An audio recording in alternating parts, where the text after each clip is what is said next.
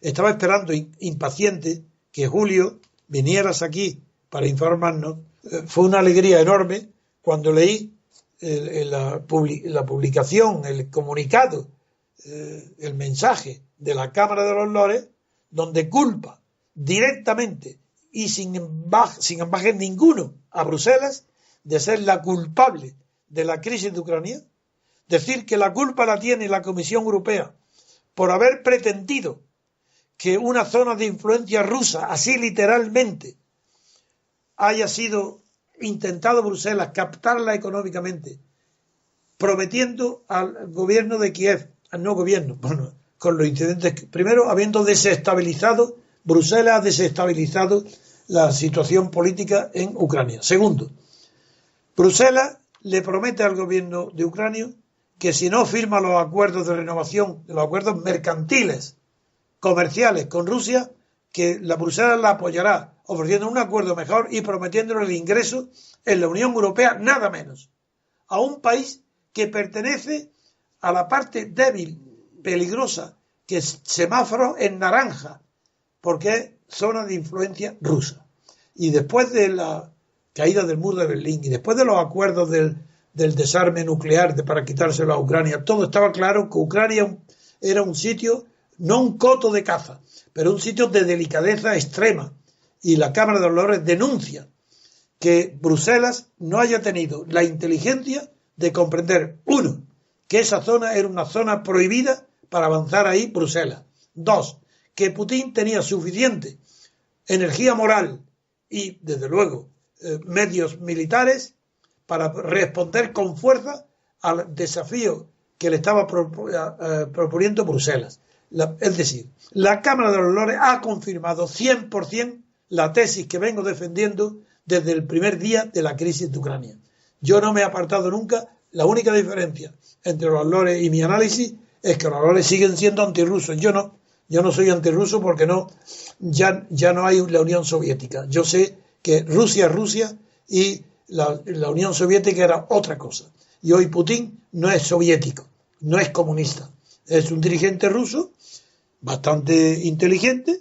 No le tengo una gran admiración, pero es más listo que la mayoría de sus congéneres de Europa, por supuesto. Y me gusta, y estaba impaciente esperando a Julio para que nos informe con el mayor detalle posible de cuál ha sido la posición de la Cámara de los Lores y cuáles son sus puntos esenciales de crítica a Bruselas por el asunto de Ucrania. La gran ventaja, y por eso los debates son muchísimo más interesantes en los Lores no representan no son elegidos democráticamente, y normalmente pues los nombra la reina a iniciativa del primer ministro, o hay una parte, que son 50 y tantos, que son nombrados por parte de la Iglesia de Inglaterra. Es un privilegio que todavía tiene la Iglesia de Inglaterra, no lo tiene ninguna otra confesión, pero en general pues los debates son muchísimo más interesantes porque no responden al partidismo y suele haber gente de mucha categoría, políticos con muchísima experiencia, empresarios de éxito. Está muy bien tus precisiones, porque el nivel intelectual de la Cámara de los Lores siempre ha sido superior, no de ahora, sino siempre, salvo quizás en la época de Gladstone y de Disraeli, pero normalmente la Cámara de los Lores se respira un nivel de inteligencia superior a los comunes. Sí, de hecho ha habido varias iniciativas en los últimos años, sobre todo por parte de los Lib Dem, para acabar con la Cámara de los Lores, y las encuestas dicen que el 90% de la población británica quiere que los Lores continúen. De hecho, hay leyes, desconozco los detalles, pero hay leyes que los Lores pueden bloquear y mandarlas de nuevo para que se discuta otra vez en los comunes. Bien, vamos al hecho que sucedió el viernes. El Guardian lo publicó en primera página, otros periódicos lo llevaban en páginas interiores. El statement, el texto, es una bofetada principalmente a Cameron. Cameron lleva 2 semanas en las que no levanta cabeza. Primero, la crisis en Ucrania, en la que él había apostado claramente por Poroshenko, en contra de Putin, con declaraciones muy fuertes en contra del gobierno ruso. Cameron estaba muy enfadado y con muy poca flema británica, probablemente su sangre escocesa, su sangre céltica, la que le traiciona. Tampoco tiene una expresión muy inteligente Cameron, ¿eh?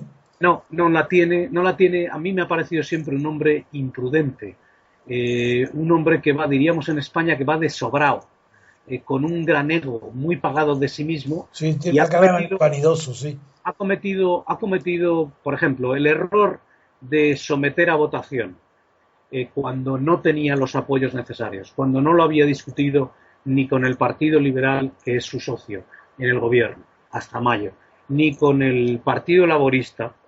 Recordemos que Cameron no tiene mayoría absoluta en el Parlamento de Westminster, hizo que él fuera derrotado, y no ha sido la primera vez, ha tenido 3 o 4 derrotas, pero fuera derrotado cuando aquella votación en la que él quería atacar a Siria. Gracias a Dios, el gobierno británico no atacó a Siria. Los lores lo que dicen es que ya está bien de ampliar la Unión Europea hacia el este. Ya está bien de actuar en zona de influencia rusa. Ya está bien en que la doctrina de la Unión Europea no sea realista, que precisamente es la escuela diplomática a la que pertenece Desheimer, que es el profesor prestigiosísimo norteamericano al que he utilizado para algunas de mis intervenciones. Hay algo contradictorio porque por un lado dicen, y es lo que reportó el Guardian en primera página, que Putin está usando los derechos de las minorías rusas en los países bálticos. Yo esta información la desconocía por completo y puede ser que sea exclusivamente para añadir más leña al fuego. Los derechos de las minorías rusas, pero al mismo tiempo en el mismo informe la Cámara de los Lores dice, y ahí hay una contradicción evidente, que los hablantes rusos en los países bálticos necesitan protección. Lo que me pregunto es, si dice que necesitan protección, ¿es que es verdad que no están protegidos? ¿Es que es verdad que hay 300.000 hablantes rusos que carecen de pasaporte en Letonia? Me parece contradictorio. Por otra parte, afirma que los recortes en el Foreign Office han sido desastrosos, que los recortes en el Ministerio de Defensa han sido también desastrosos. Recordemos que en el año 2017 van a desaparecer las bases que ha tenido el Reino Unido desde el final de la Segunda Guerra Mundial en Alemania. Y hay una palabra que se utiliza en el informe que para un lector inglés, o para mí, que estoy aquí y obviamente estoy influido por lo que leo aquí, cuando se utiliza la palabra sleepwalkers, que se puede traducir como sonámbulos. Eso hace referencia... Sí, aquí en España la han traducido como sonámbulo. Eso hace referencia, don Antonio Baldo y oyentes, a un famosísimo libro que se publicó hace poco, en el que se acusaba a toda la diplomacia europea de haber sido sonámbulos en los días anteriores y en las semanas anteriores al estallido de la Primera Guerra Mundial. Esa palabra está utilizada con muchísima mala leche. Para denunciar el ambiente político intelectual anterior a Sarajevo. Claro, es que ese libro ha sido un bestseller, ahora no recuerdo el nombre en fin, lo tenía que haber mirado antes, pero es un libro que yo leí hace muy poco, hace un año. Aquí se han publicado muchísimos libros interesantísimos sobre la Primera Guerra Mundial y las consecuencias de esa Primera Guerra Mundial. Nadie duda en su sano juicio que la Segunda Guerra Mundial es una consecuencia de la Primera Guerra Mundial, y ahí ha habido debates interesantísimos y conferencias universitarias en la BBC. En todo caso, esa referencia al sonambulismo es una bofetada enorme a la diplomacia europea. Ahí acaba mi intervención y muy bien. Yo soy el primer sorprendido porque de verdad no esperaba en absoluto la dureza del informe de la Casa de los Lores. Pero comprende mi alegría de la confirmación de una tesis que venimos todos defendiendo en esta radio desde hace un año. Sí, bueno, es que la alegría de decir que no soy yo, es que no, yo creo que es el único medio de comunicación, por modesto que sea, que ha dicho la verdad en Europa occidental, no en Rusia. Y en Rusia además lo exageran porque como exageran la verdad para favorecer a Rusia y nosotros hemos sido imparciales.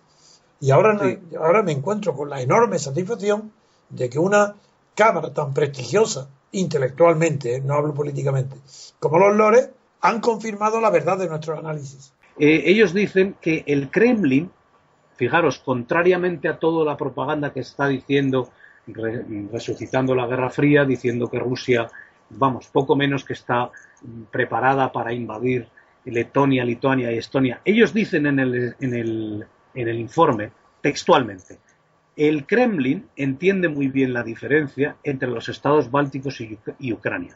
A mí me hubiera gustado que la diplomacia europea, que la señora Merkel y los Estados Unidos, que en fin, no me alegro en absoluto de que sean derrotados en ninguna parte, pero desde luego se lo merecen en este caso, y el que ha perdido ha sido el pueblo ucraniano. No sabemos cifras de datos. Ayer me dijo un amigo polaco con muy buenos lazos en Ucrania que las cifras de muertos son mentira y que hay 4 o 5 veces más muertos, que no hay 5.000, que puede haber entre 25.000 y 30.000, y que el destrozo material es gigantesco. Esto no se ha publicado en la prensa europea. No, porque perjudica a Kiev, que es la claro, responsable de la guerra.